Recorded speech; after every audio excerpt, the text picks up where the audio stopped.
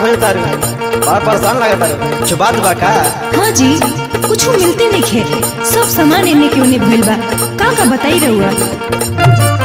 बोल धनी काहे परेशान बाड़ू एने ओने खोजत का सामान बाड़ू।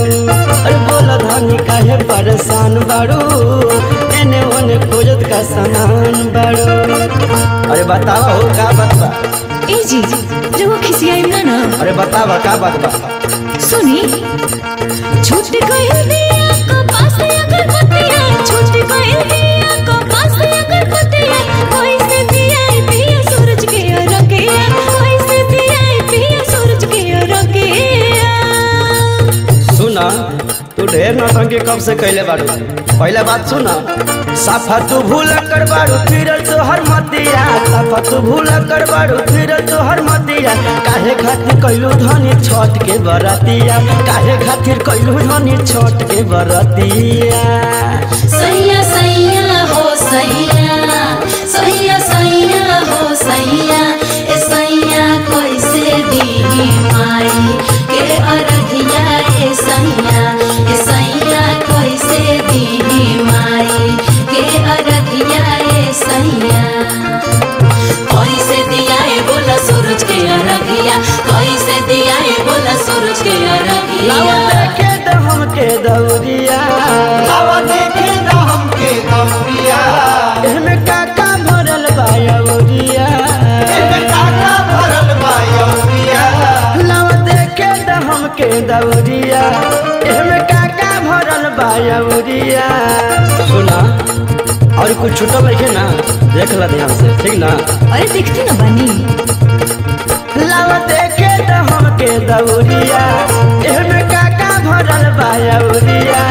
सुनी ना जी का बताई हम लोग और ये में मिलत नहीं खे पनो को सैलिया और ये में मिलत नहीं खे पनो को सैलिया कोई से दिया पिया सूरज के रंगिया कोई से दिया पिया सूरज के रंगिया।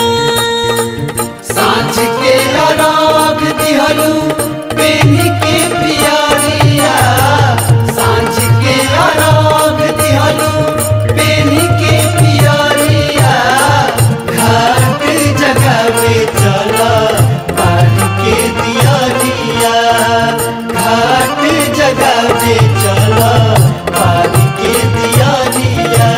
काहे खातिर करे आइलू छठ के बरतिया काहे खातिर करे आइलू छठ के बरतिया।